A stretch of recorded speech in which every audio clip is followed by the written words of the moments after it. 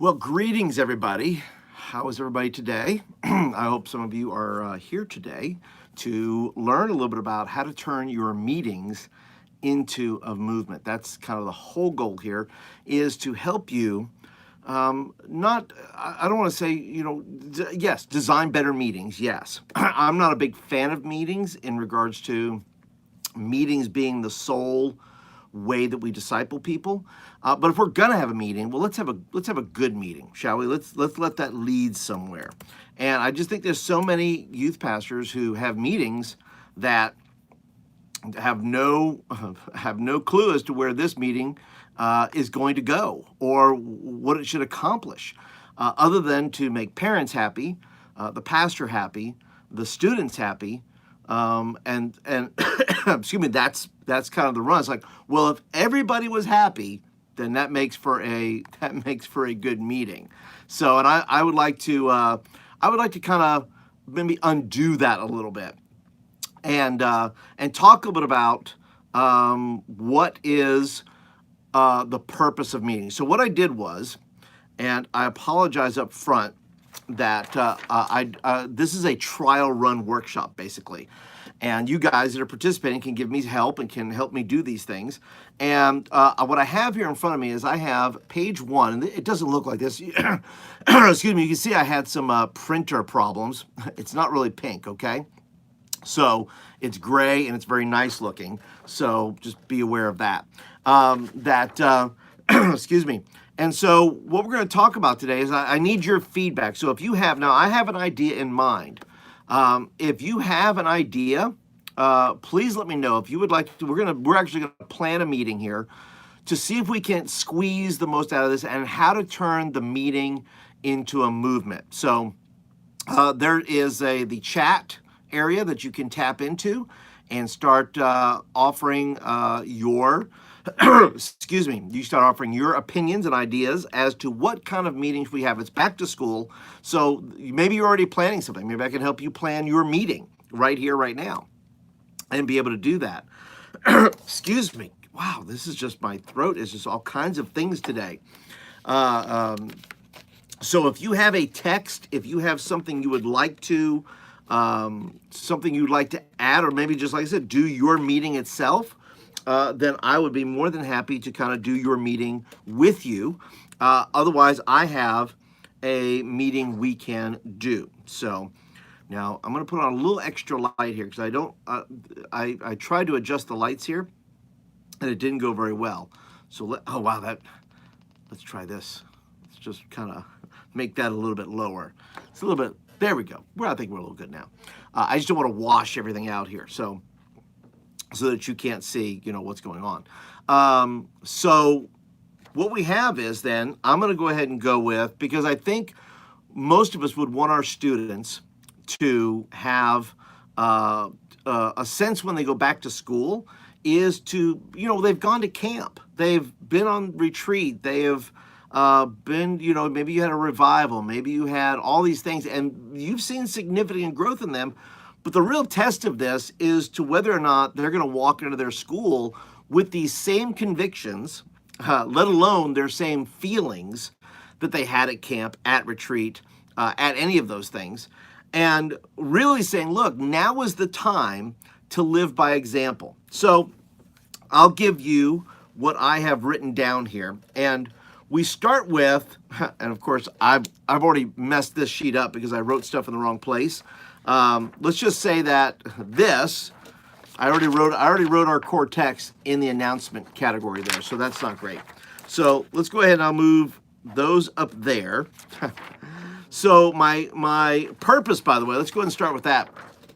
My purpose with this, as you can see, is I'm the speaker here, and I'm talking about being a witness, right? And then the purpose of that is really living by example. What does it mean to be a witness, and what does it mean to live by example?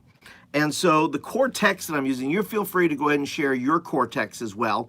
And if you're watching this, later on. I would love your feedback. So please leave me some comments down below. Let me know what you think about, how good are you at planning meetings.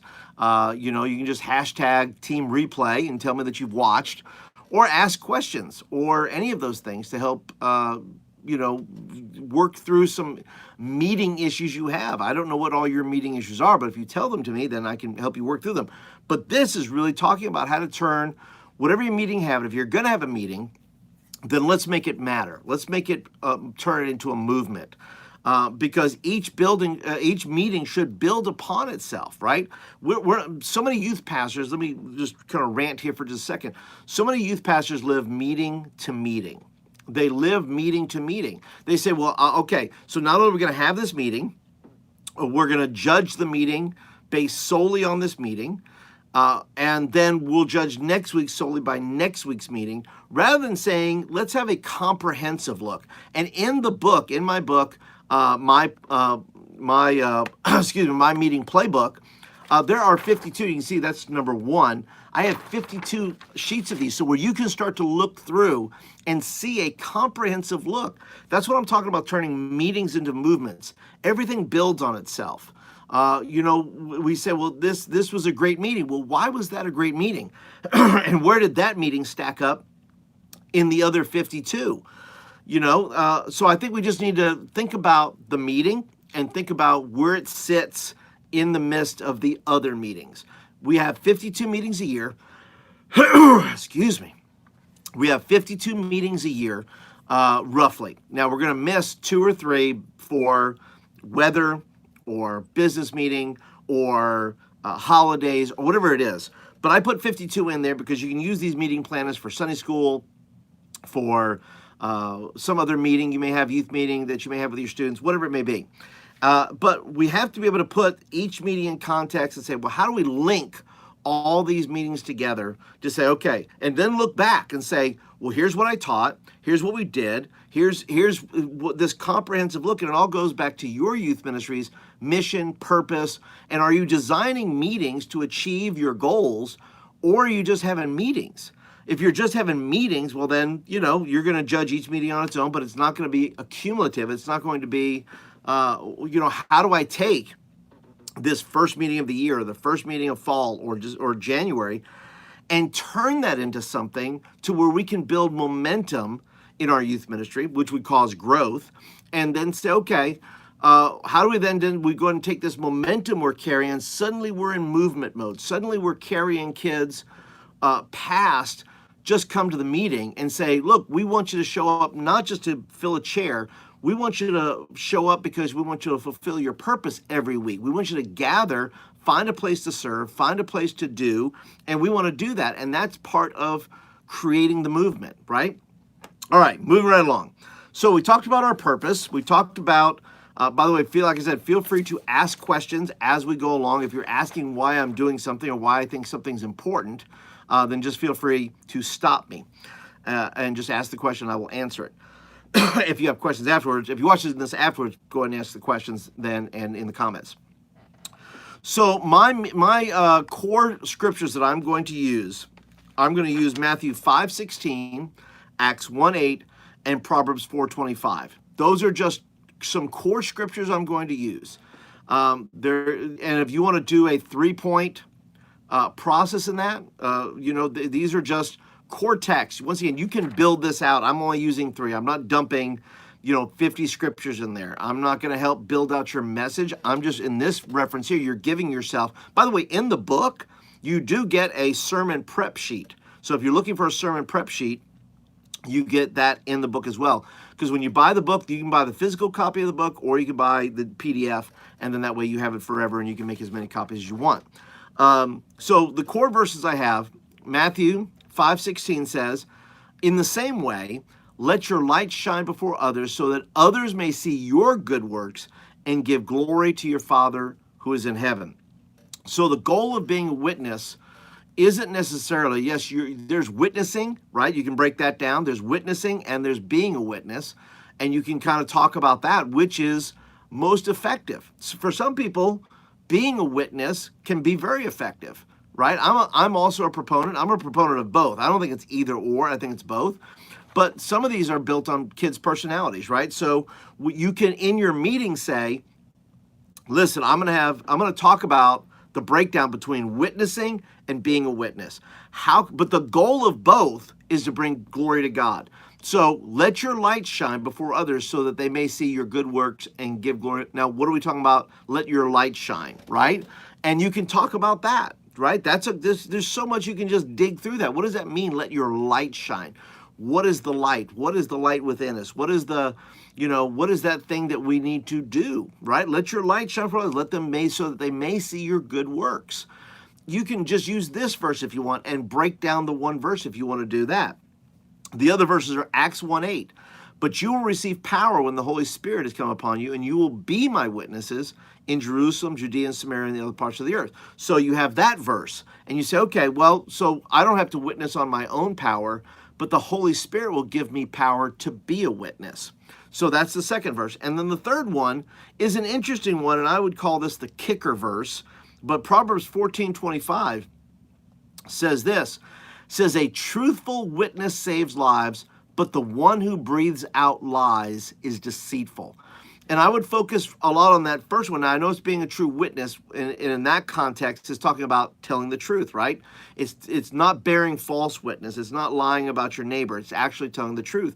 And when I talk about that, it says, look, that I would talk about a truthful witness saves lives. In other words, how many times have you seen, and this is, you talk about, a court appearance or something like that, that there's, some people say they saw something, but a truthful witness gets up and tells exactly what they saw, exactly what they experienced, and by that could actually exonerate somebody and save somebody's life from going to jail or going to the electric chair and all those things, So really what we're saying to kids, say, look, your witness is valuable because it can save lives. So of those three verses, I would go then to opening ideas.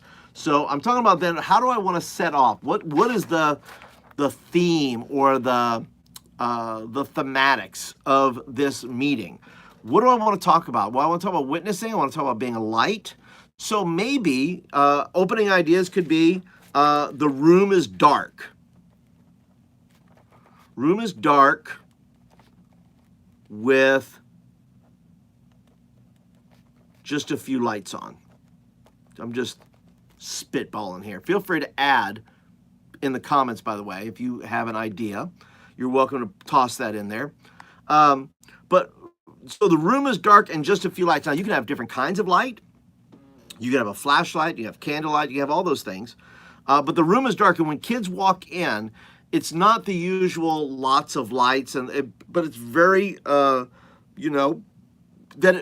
your eyes are drawn. When you're in full light, well, it's just all light. But when you have lights in the room, your eyes are drawn to these individual lights versus all light. And you could make the point of, in your message, is saying, the opening idea is, I want there to be different forms of light, and I want there to be, when they walk in, that's lighting up the room, right? It could be that. So other opening ideas, and by the way, if you have some, leave them in the comments. If you're going to do this about living by example, you can use, obviously you can open with a video about light. You can open with various ideas. But let's go with that. Let's go with room is dark with just a few lights. And once again, it could be candlelight. It could be glow sticks. It could be anything. And say, okay, we're gonna start with that. Just because you're trying to set a mood and a tempo within the room, that being a light, normally you would say this, and I by the way, at the end here, not the end, but the closing, that's right up here at the top, because we need to start thinking about, how do I want to close this thing down? What do I want to do there? So by the end of the meeting, we start thinking about what do I want those students to walk away with? That living by example is important. That showing your light through good works, right? So closing ideas could be a commitment. I'm going to write this down here. So I'm going to write down, it could be commitment to do one exceptional deed a day for 7 days. Okay? So your closing idea could be, says, I'm going to ask them to commit. That's the closing. I'm going to ask them to commit to do one exceptional deed. Now, it doesn't say good deed. It can be good, but exceptional. Something where they're really doing something. Not just, it's no good deed is bad, but what students think is good or exceptional, well, it could be good and exceptional to them, but what they can do is, the whole goal is to say, look, let's think a little bit about beyond, right? A little bit beyond what we think good is, and then let's be exceptional. Okay, so that's the goal. The goal is at the end of the meeting, I'm going to ask kids for a 7-day commitment to do some exceptional good deed. That may include sacrifice on their part. That may include, you could say, take a photo of it. You could say, we're going to, take a picture of somebody that you helped and say, hey, look, this is my friend. I took a picture with them and I helped them do X, or this, if you say, well, I'm going to help somebody that's homeless. Okay, well, help somebody. Then ask the homeless person, say, hey, can I take a picture with you? And just say, look, I want to show my youth pastor that I did something exceptional today. It could be whatever. And that's not to sensationalize it or anything like that. It's simply to say, look, I was here. I did something. I tried to do something exceptional, and I wanted to show it, not only to my youth pastor, but to say, look, it's a message to the people who follow me. It says, look, this is important. Helping homeless people is important. Helping people out is important. It becomes a witness, not just in the flesh when you're doing it, but if you're documenting it and saying, I'm doing this, not glory to me, but glory to God, you're showing your light and saying, this is why I do these things. I'm not doing it for me or more followers or for likes or for other things. I'm doing it because I want to show what God's doing in my life and my heart. I'm not bragging. I'm not showing off. I'm simply showing how I want to live. And that's your 7-day commitment. So that's a closing idea, right? There are traditional, what I would say, traditional closing ideas, right? You say, okay, everybody's going to, get a glow stick that you say, okay, at the end of the service, everybody's going to break their glow stick. We've all kind of been there, maybe, right? Everybody's going to break their glow stick, and that's there's nothing wrong with that. It's very traditional. It's very, it's been done. Let's just say that. You can do that. You say, I want to do glow sticks at the end. Other closing ideas, you could have something written where they actually sign their name to it and say, I'm going to be a witness for 7 days, and you're going to give them a little card that says 7-day challenge, okay? And say the 7-day challenge has little check marks. And maybe they can come up with their own things, but maybe you want to start them off with 3 ideas or 4 ideas and have them write in the rest. So, help somebody financially, help somebody that's lonely, help somebody that's dealing with an issue, help somebody. Maybe you want to write it out for them. Maybe that, you can leave it to them and say, but I think maybe that's even a good idea too, is that you spell out 7 ways that are exceptional, that you say, I want you to look for these 7 people this week. Help somebody who's lonely. Be a light to somebody who's struggling financially. Do that. Give it to them and say, look, here's your 7-day challenge, and here's the 7 exceptional things, people, or situations I would like you to help out in. So once a day, look for these, and that gives them a little bit of a roadmap. So I say, yes, you can have them sign. Say, look, if you're willing to do the 7-day challenge, sign the thing here and take your card. That way, they say, look, if you have a small youth group and you have a dozen kids, well, you only need a dozen cards. And you want to try to get 100% participation, right? You want to say, look, let's do this together. This is part of the movement. This is part of what we do. We're doing this together. It's not just you and the one kid over there and the 2 kids over there that, whatever it may be. You're saying, look, guys, this is us. This is who we are. Let's all do it together. And you, the youth pastor, you, the youth leader, you do it too. Don't just tell them to do it. Say, look, I'm in on this thing too. For the next 7 days, I'm going to step out and do 7 exceptional good deeds this week, and to give glory to God and show off what God's doing in my life, and always giving credit in the photo or whatever it is, to say, okay, that's what I'm going to do.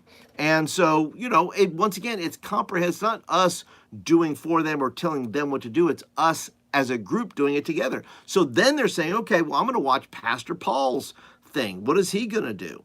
And then say, okay, I can do that if he's willing to do it.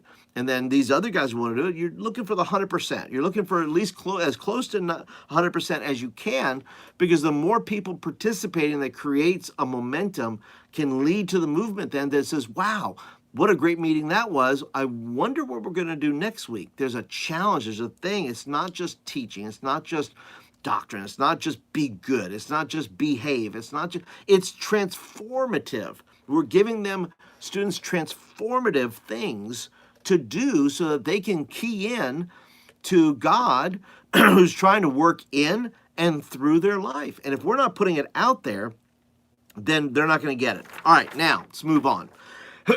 So then we're at the worship part. Now that's, you can say, that, the easy part. Okay, so leave me some, worship songs about light. I'm just going to write down, I don't know every hip, cool, new worship song there is. But I will put down This Little Light of Mine. How about that? This Little Light of Mine, which is not bad. Nothing wrong with it. So your worship can be a song. Okay.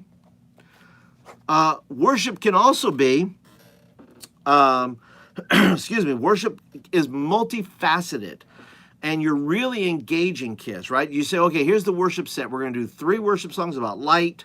If you look at the scriptures, right, you can talk about being a witness, being a light.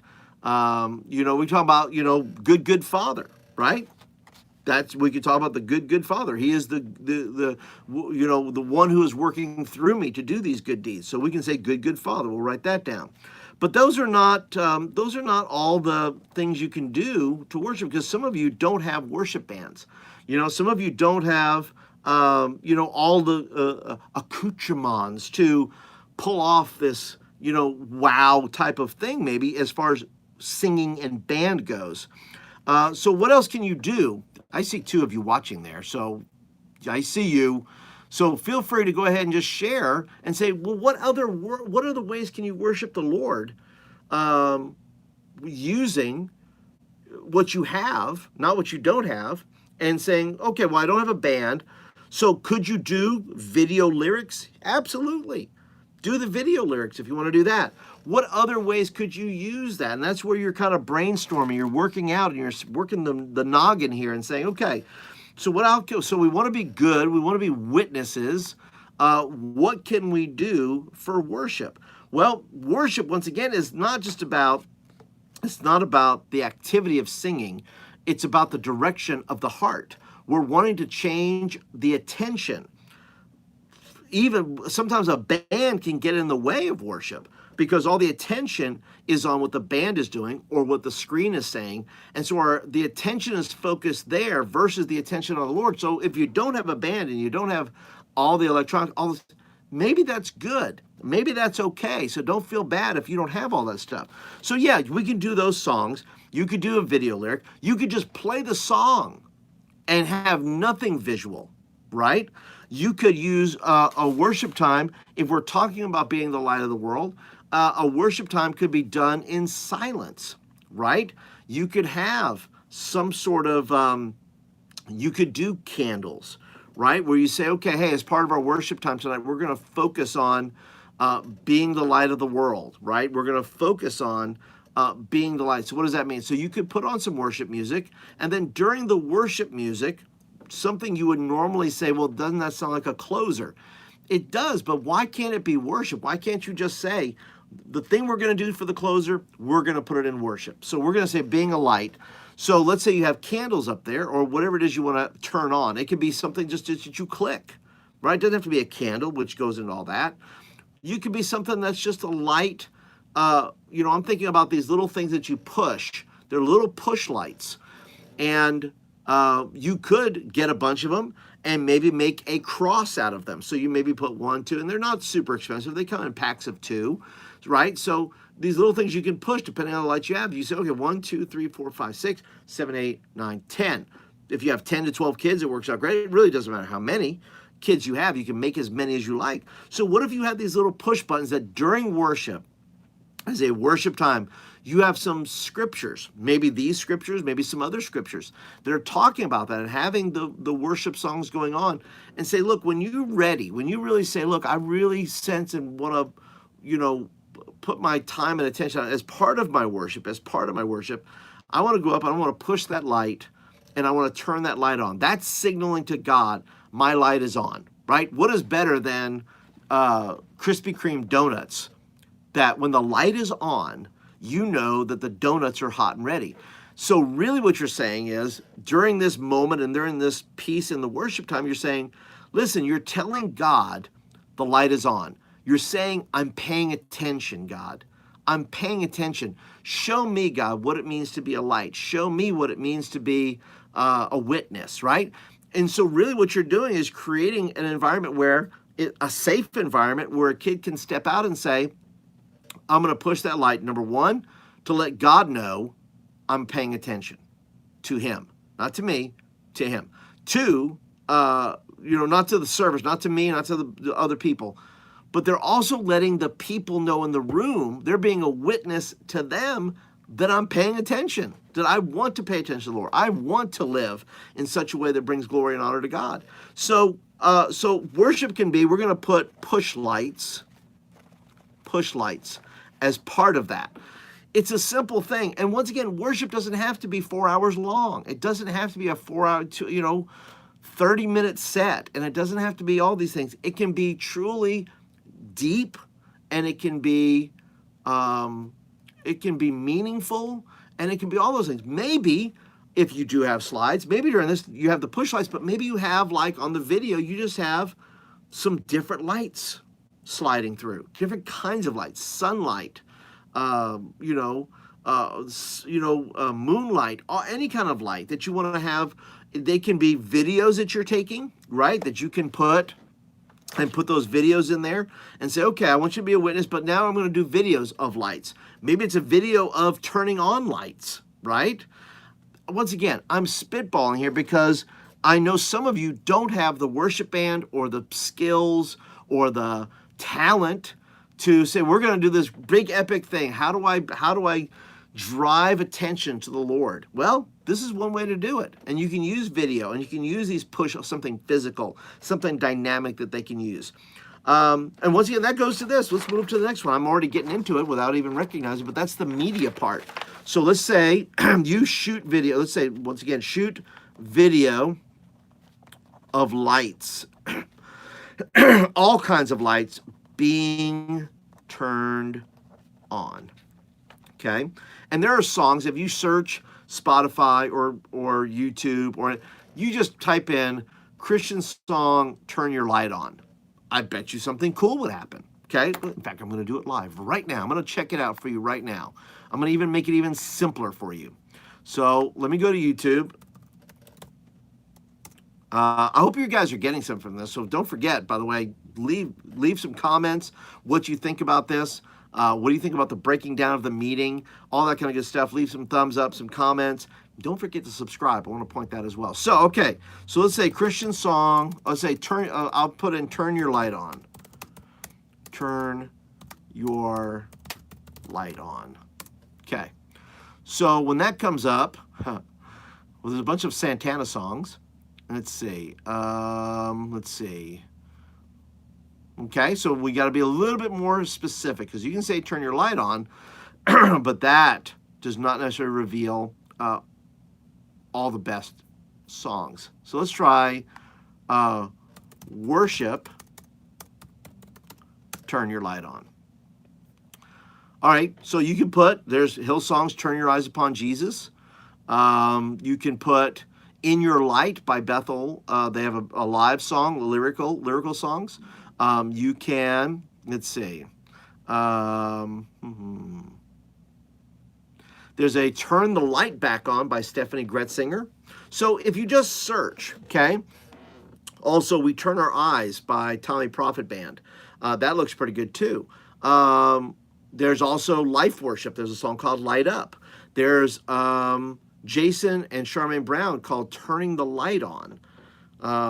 Hillsong Worship has Let There Be Light. So you could get these videos and have these videos playing while you're asking kids to engage with this light, that's saying, look, the Lord wants your attention. He wants your heart. He wants this. He wants those. He wants that.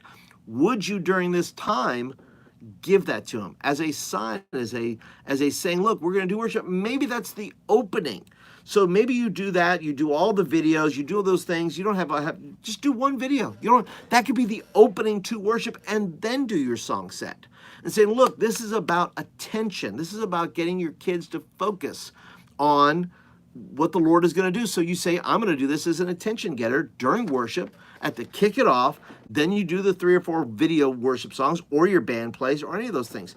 But so as far as media goes, you're using great worship songs or lyric songs, and that's part of the night. So now we're up to students involved. Students involved, okay? So you have students. So of all the things we just talked about here, let's find out some ways that a student can participate. So let's go ahead and say, I'm going to say Bobby. I'm going to put his name down. What role does he have? Let's see. Bobby, make sure that the lights are set up. That's your job. All the lights we talked about at the beginning, where we have different lights around the room, go ahead and set that up. Then we're going to take Lauren.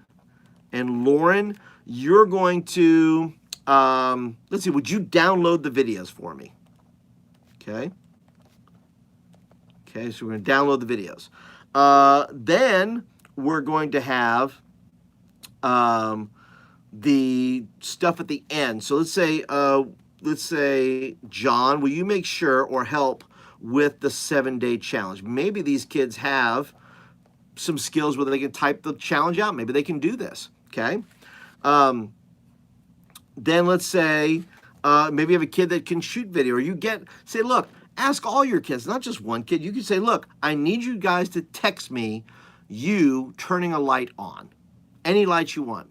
It could be a book light. It could be anything, but text me that.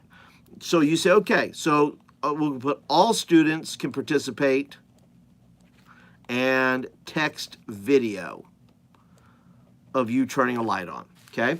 Then at the, those are all, and then maybe you have a kid that can edit video and let them edit the videos. I think you get the point. Part of turning your meetings into a movement is about how much you have kids participating in the movement. If you're trying to start a movement all by yourself and you're doing all the work, that's the wrong way to do it. You're not teaching kids anything except watch me work hard to try to get a response from you. What you should be teaching them is we are participating together to bring glory to God, to say we are the church, and the only way we can be church is and be the body of Christ is if somebody's going to be the arms, and somebody's going to be the legs, and somebody's going to be the elbow, and somebody's going to be, all these things. If you're doing it all yourself, you're in trouble already. Your meeting is not, that's why you're surviving from meeting to meeting. You're tired. You're tired. You're fatigued because you're trying to please all these people. But I'm saying if you want to see growth in kids, then start moving them along. Now, what is the last thing on here? I'll show you, and I'll do this in part 1. Part 2, maybe I'll do part 2 next week or week after, but I'll do a part 2. This is only the front part of the page, and we've done about 33 minutes so far. So you figure to do this will take you about an hour. To sit down and say, I'm going to really think through my meeting and where I want to take kids through this meeting, okay? So what is the wow factor then? So we've already started with the end in mind. We've got some cool things going on there. And then we have the wow factor. So what is the wow factor? It's a good question. What do you think the wow factor is? What kind of wow factor now some of these are wow factors, so the push lights to some in your youth group, you have to determine that really what is the wow factor. Maybe it's something you don't normally do. Maybe it's something, maybe a wow factor is you have a spotlight. How about that? Rent a spotlight and put it out there and say at the end of the night, now once again, I know this is a one-off thing, but listen to me. What if you did have a spotlight at your church and you say at the end of the meeting or at the beginning of the meeting, you're going to say you have a spotlight that's actually doing something, and kids are going, what is going on? What is happening there? It doesn't have to be the end of the service. You're saying, look, we have a spotlight. Why do we have a spotlight at the church? That's weird. It's not weird. It's saying, look, that spotlight you saw, you clearly saw where we were. You saw from driving up a mile away where the youth group was, because I turned the light on. So you, not that you didn't know where it was already, but you certainly began to think to yourself, what is going on there? Why is there a giant spotlight?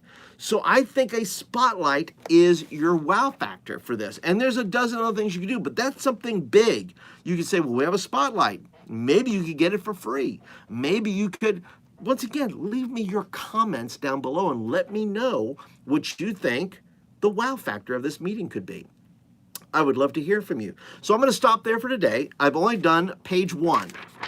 Page 2, I will do in a couple of weeks. But if you are looking and say, Paul, I'm already convinced that I need to sit down and do a better job of planning my meetings so that each meeting can turn into a movement by getting kids involved and doing all those things. Say, Paul, I want 52 of these. I need 52 of these to keep me focused so that I can look back and see what is happening. Where have we come from? What is going on? How can I be challenged? And by the way, in the book, there's over a dozen articles that I've written that share about every aspect on here, the ones you see and the ones that are on the back. So there'll be a link down in the description below. You can pick it up in my store. I hope that you will check it out. And I thank you guys so much for your attention today. I would love your feedback.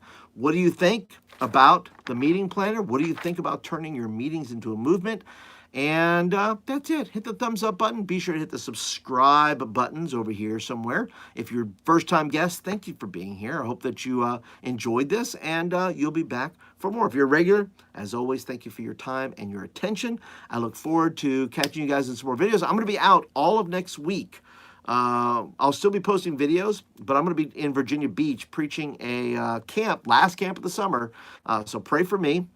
And but I'll have some videos scheduled ready to go up, so you will not go without. So, but that's it for today, guys. Appreciate you guys hanging out and being a part of the workshop today. Leave me your feedback. Talk to you guys later. Have a great day, everybody.